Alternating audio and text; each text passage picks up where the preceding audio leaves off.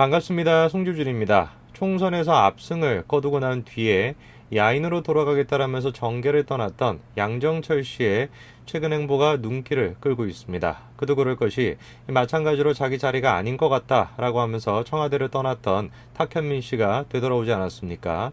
그에 따라 가지고 양정철 씨의 앞으로 이제 거취도 눈길을 지금 끌 수밖에 없는 상황인데, 그런데 어떻게 된 것인지 양정철 씨의 앞으로의 행보가 그렇게 순탄할 것 같지는 않다, 이런 지금 평가가 나오고 있습니다.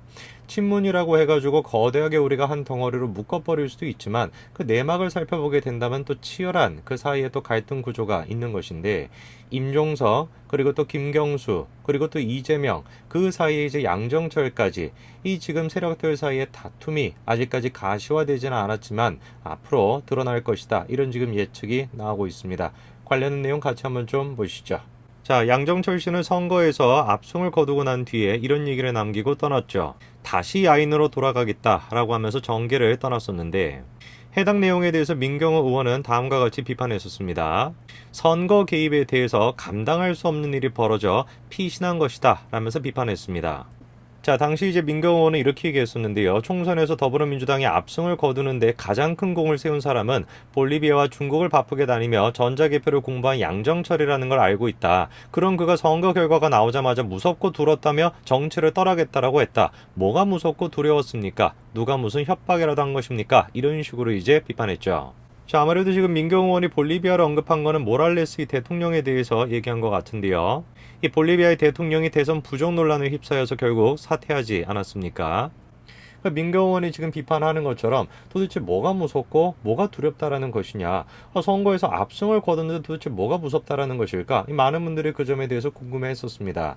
그러다 보니까 최근까지도 언론에서도 이 지금 양정철 씨의 행보에 대해 가지고 관심을 가졌는데요. 계속해서 이런 기사들이 나왔죠. 도대체 양정철이 어디에 있냐 이겁니다. 민주당 관계자의 얘기에 따르게 되면은 전국 각지를 여행하는 것으로 안다라고 하면서 특별히 의미를 둔 지역에 가거나 당선인들을 만나기보다는 건강을 챙기고 있다, 뭐 이런 식으로 지금 얘기했다라는 겁니다. 양정철 씨 측에서는 그거를 이제 정치적 거리두기다, 뭐 이런 식으로 이제 표현을 했다라는 건데요. 문재인 대통령의 마지막 비서실장을 맡아 청와대에 들어갈 것이다, 이런 정만도 많이 있지만 정작 본인은 분명한 선을 긋고 있다, 이렇게 지금 입장을 얘기하고 있습니다. 글쎄요, 그런데 양정철 씨 측에 저런 얘기 얼마나 많은 분들이 공감하고 저 얘기를 얼마나 많이 믿을지는 제가 조금 의문이 듭니다. 그도 그럴 것이 탁현민 씨가 이번에 등장하지 않았습니까? 1년 4개월 만에 체급을 올려가지고 청와대에 돌아온 탁현민, 이렇게 지금 나와 있는데요. 지난해 1월 달에 사표를 냈었죠. 사표를 낼 당시만 하더라도 뭐라고 했습니까? 미천도 다 드러났고 하는 데까지 할 수 있는 것까지 다 했다. 의전 비서관은 내 자리가 아니다 라고 하면서 떠나지 않았습니까? 그런데 16개월 만에 재등장을 한 거죠. 자, 이번에 탁현민 씨는 청와대 의전 비서관에 내정이 됐습니다. 그래서 선임 행정관에서 물러난 지 1년 4개월 만에 비서관으로 한 단계 승진해가지고 복귀를 한 것이죠.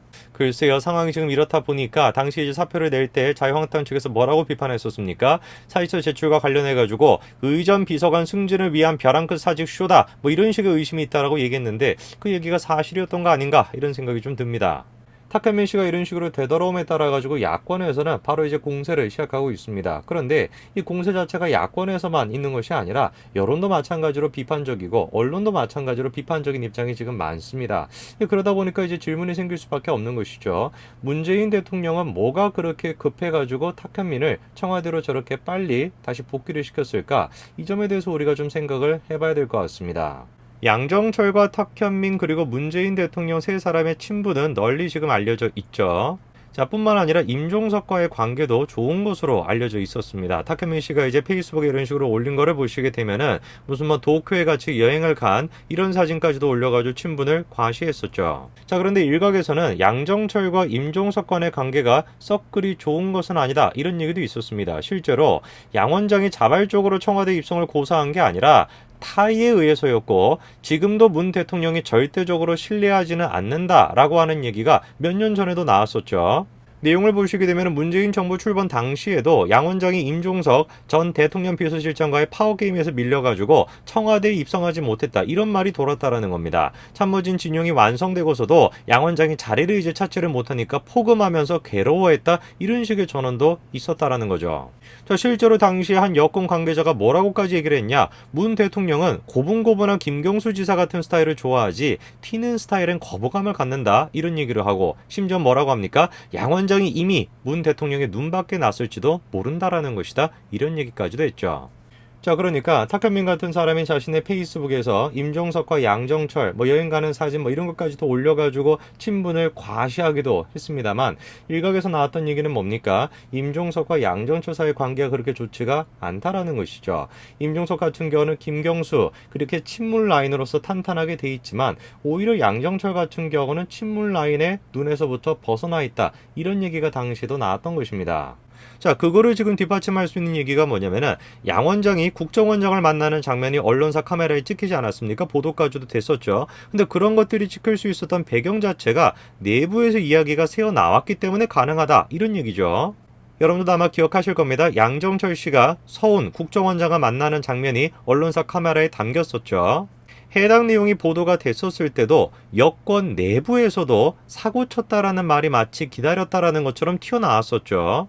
당시 이제 양정철 씨는 이런 식으로 해명을 했습니다. 사적인 지인 모임이어서 특별히 민감한 얘기가 오갈 자리도 아니었고 그런 대화도 없었다, 이런 식으로 강조를 했죠. 그러면서 서 원장께서 원래 잡혀있던 저도 잘 아는 일행과의 모임에 같이 하자고 해서 잡힌 약속이었다, 이런 식으로 해명을 했습니다. 그런데 어떻게 된 것인지 나중에 확인된 동석자가 바로 누구였냐, 무슨 복수의 사람을 주로 의미하는 일행이나 모임이 아니라 MBC 김연경 기자 한 명이었다라는 겁니다. 김연경 기자는 당시 내용에 대해 가지고 서 원장이 양 원장과 독대하는 게 아무래도 문제가 생길 것 같아 나를 부른 것 같다는 생각, 이런 식으로 이제 해명을 했는데, 글쎄요. 그런데 저 개인적인 생각으로는 총선을 지금 담당하고 있는 민주연구원장인 양정철 씨와 국정원장인 서훈 씨가 만났다, 이 만남 자체만으로도 문제가 된다, 저는 그렇게 생각이 좀 듭니다. 그리고 또 나아가서 이 사람들이 전 정권에서 그렇게 국정원에 대해서 공격을 했던 그 내용을 생각을 해봤을 때는 더더욱 이게 비판이 될 수밖에 없겠죠. 그런데 이후에 밝혀진 것이 뭐냐, 놀랍게도 서훈조차도 재수의 멤버였다라는 것이 밝혀졌었죠. 재수회라는 것은 뭐냐, 문재인을 재수시켜 대통령으로 만들기 위한 모임, 그게 바로 재수회입니다. 자, 그럼 그 모임에 지금 누가 들어가 있냐, 양정철 씨가 들어가 있었다라는 것이고, 서 원장도 들어가 있었다라는 것이고, 노영민, 조국, 탁현민, 이런 사람들이 이제 들어가 있었던 거죠. 뿐만 아니라 나경원 당시 이제 원내대표 얘기에 따르게 되면은 그 MBC 기자도 마찬가지로 재수회 모임 멤버인 것으로 알고 있다라는 것이죠. 자, 상황이 지금 이렇다 보니까 양정철 씨가 당시 이제 서훈 국정원장을 만났던 거, 이거를 이제 일각에서는 이거 쇼하는 거 아니냐, 정치 쇼다, 이런 식의 평가가 많았습니다. 그도 그럴 것이 친문과 친문 세력 내의 갈등, 그리고 또 나아가서 비문 사이의 갈등, 이런 것들을 총선을 일단 이기기 위해서 드러내지 않기 위해 가지고 덮으려고 저런 식의 쇼를 하는 것이다, 이런 평가들이 많았죠. 실제로 또 어땠습니까? 공개 절친 선언 이런 식으로 이제 보도가 됐었는데, 이재명과 양정철이 이제 회담을 해가지고 친문 비문은 부풀려진 것이다, 이렇게 보도가 나갔죠. 해당 내용 같은 경우도 보시게 되면 민주연구원의 공식 유튜브 채널을 통해 가지고 공개가 됐습니다. 그러면서 무슨 절친한 사임을 강조를 하면서 당내 친문 비문은 없다고 이런 식으로 이제 얘기가 나왔던 거죠. 민주연구원에서 저런 식으로 그냥 우리 친해요, 우리 절친이에요, 친문 사이에, 그다음 또 비문 사이에 어떤 갈등은 없어요, 그런 얘기를 그냥 민주연구원에서 지금 얘기를 하다 보니까 누가 보든지 간에 의심이 될 수밖에 없는 거 아니겠습니까? 이건 뭔가 문제가 있기는 있나 보다. 자, 그런데 최근 들어가지고 양정철 씨의 행보가 총선이 끝나고 난 뒤에 묘한 행보가 좀 나타나고 있죠. 양정철 씨가 이재명 경기지사와 자주 통화를 하고 있다, 이런 얘기가 지금 나오고 있습니다. 자, 그러면서 내용을 지금 보시게 되니까 양정철 씨가 이 지사와 자주 지금 통화하는 것으로 알려져 있다라는 거죠. 그리고 얼마 전 이 지사 측근들과 만나가지고 대선 승리를 위해선 당의 스펙트럼을 넓혀야 하는데, 이런 면에서 이 지사는 당의 매우 귀중한 자산이다, 이런 식으로 강조했다라는 겁니다. 자, 해당 지금 내용에 대해 가지고 민주당 안팎에서는 회의적인 반응도 계속 나오고 있습니다. 한수도권 의원이 뭐라고 얘기를 했다라는 겁니까? 2심 판결을 앞두고 있는 친문 김경수 경남지사는 살리고 대법원 판결만 남은 이 지사는 보낼 것이다, 라면서 김생이사라는 말까지도 나오고 있다라는 거죠. 글쎄요, 앞으로 참 지켜볼 것이 많을 것 같습니다. 친문과 친문 당권 세력 간의 갈등, 그리고 또 나아가서 이재명, 그리고 또 이낙연으로 대표되는 비문 세력 간의 갈등, 그리고 이런 갈등 세력 사이에서 이제 다시 복귀를 하려고 하는 양정철 씨의 입장까지, 글쎄요, 양정철 씨는 무엇을 선택을 할지, 정말로 일각에서 나왔던 것처럼 임종석과 김경수 그 친문 라인과 양정철 씨가 대립 갈등 간에 있다라고 한다면은 이재명, 그리고 또 이낙연 쪽으로 양정철 씨가 손을 들어주지는 않을지 우리가 좀 관심을 갖고 지켜봐야 될 것 같습니다. 오늘까지 말씀드리겠습니다. 감사합니다.